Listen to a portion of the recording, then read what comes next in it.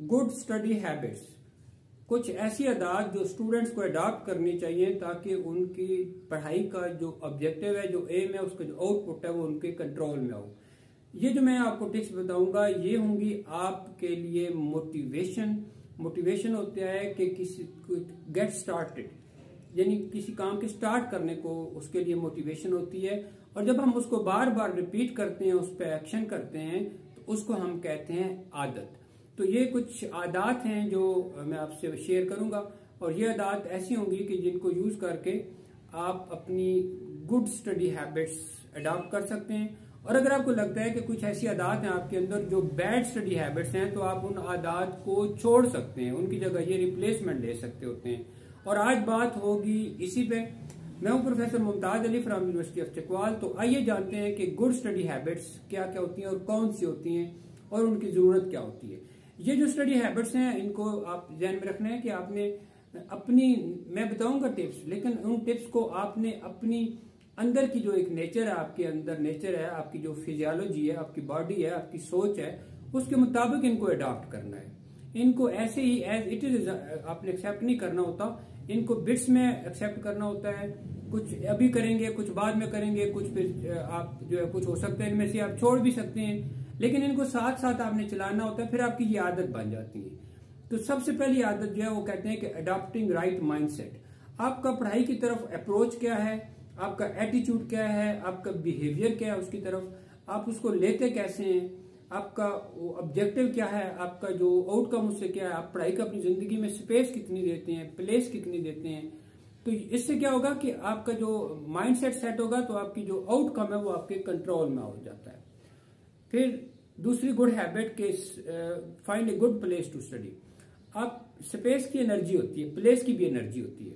आप घर में जो आपकी जगह होती हैं, जगह चेंज करके आप पढ़ते रहा करें। और जहां पर आपको लगे कि आप चेयर पे, आप सोफा पे, आप चारपाई पे, बेड पे, जमीन पे, या घर के किसी कॉर्नर पे जो आपको लगता है कि ये बेस्ट है, बाहर कमरे से बाहर कमरे के अंदर, वो आप वहां पर बैठ के तो पढ़ा करें। तो एनर्जी होती है स्पेस की, प्लेस की, तो उस एनर्जी से फायदा उठाएं और उसको सही एनर्जी जगह, सही एनवायरनमेंट आपका सही होना चाहिए। डिस्ट्रैक्शन नहीं होनी चाहिए। आपकी आवाज जो बाहर की है वो नॉइस होती है, या आपका टीवी लगा हुआ है, सोशल मीडिया, ये सारी आउटर डिस्ट्रैक्शन है। इनर होती है आपकी टेंशन, फ्रस्ट्रेशन, एंजाइटी, तजब्जब, आप बोर हो रहे हैं, आपको फोकस नहीं है, तो ये आपकी जो कंसंट्रेशन नहीं है, आप दिलचस्पी नहीं है, तो ये सारी आपकी इनर डिस्ट्रैक्शन होती है। तो इनसे बचना, डिस्ट्रैक्शन आपको डायरेक्शन खराब करती है। फिर अपना ख्याल जरूर रखना होता है, आपकी स्लीप, आपकी फूड, आपकी एक्सरसाइज, आपकी मेंटल हेल्थ, आपकी नफ्सियाती हेल्थ, आप इमोशनली बैलेंस्ड होने चाहिए। इसलिए अपनी एक्सरसाइज और अपनी फिजिकल जो फिजियोलॉजिकल आपकी लैंग्वेज है उसका भी ख्याल रखें, जिस्म क्या कहता है, और आपकी जो साइकोलॉजिकल लैंग्वेज है कि आपकी इमोशंस क्या कहती हैं, उनको भी आप ख्याल में रखें।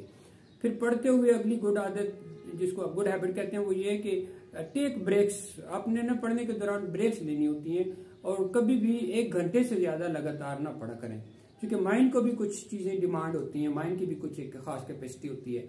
और जब आप पढ़ रहे होते हैं तो उसमें छोटे छोटे चंक्स में उसको तकसीम करें, और फिर स्पेस दें, उसमें थोड़ा टाइम लें, और उसके दौरान आप वो काम करें जो आपको रिजुविनेट करे, फ्रेश कर दे।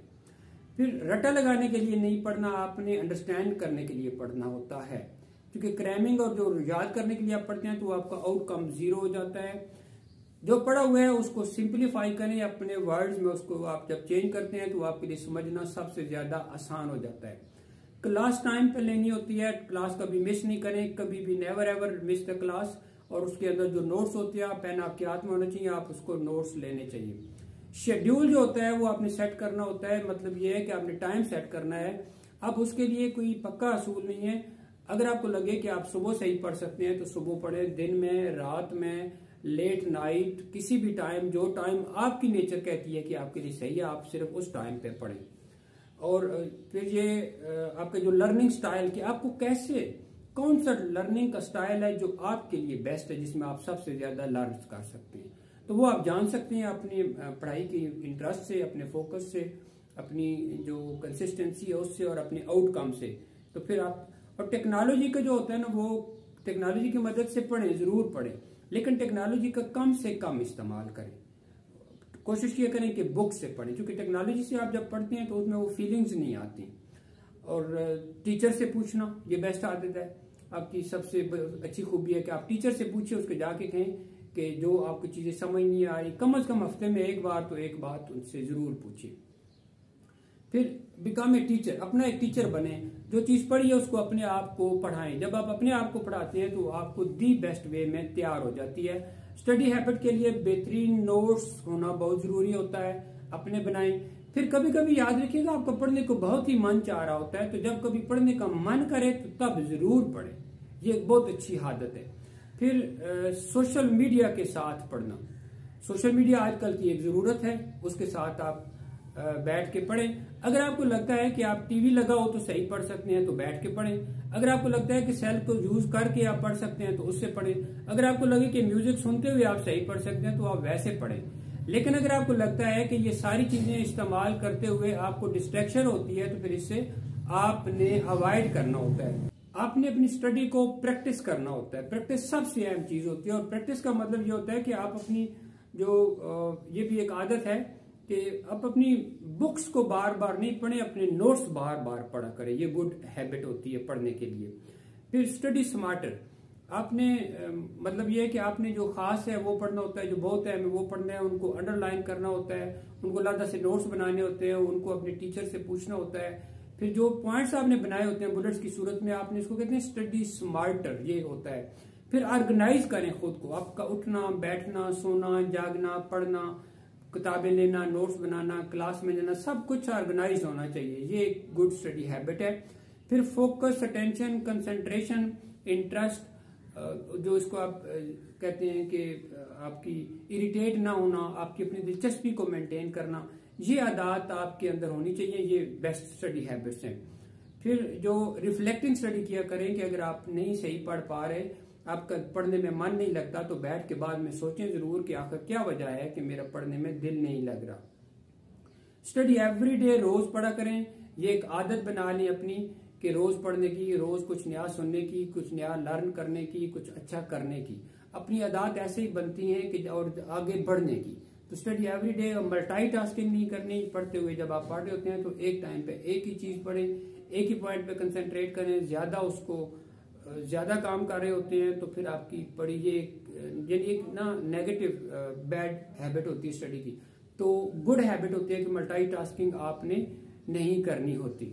फिर आपके पास जो मेथड्स आप लोग मुख्तलिफ तरह के यूज कर सकते होते हैं, आप हमेशा मोटिवेट रहें। मोटिवेट रहना बहुत ही अहम होता है पढ़ने के लिए, क्योंकि जब तक आप मोटिवेट नहीं रहते, मोटिवेट होना चाहिए आपको, इंस्पिरेशन होनी चाहिए आपके पास। जब आप मोटिवेट होते हैं तो आप एनर्जेटिक होते हैं बहुत फिट तरीके से।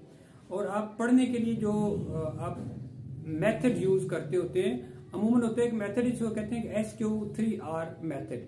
तो आप जो पढ़ते हैं ना उसका सर्वे करें और उसके क्वेश्चनिंग करें, उसको रीड करें, रिसाइट करें और रिव्यू करें। ये कुछ ऐसी आदत हैं जो मैंने आपको बताई हैं, ये गुड हैबिट्स होती हैं। आप इनको अडॉप्ट करके अपना एटीट्यूड पढ़ाई की तरफ चेंज करके तो आप अपनी लाइफ बदल सकते हैं। अगर आप एक स्टूडेंट हैं तो अगर आपको वीडियो पसंद आए तो लाइक एंड शेयर करें। And thanks for watching.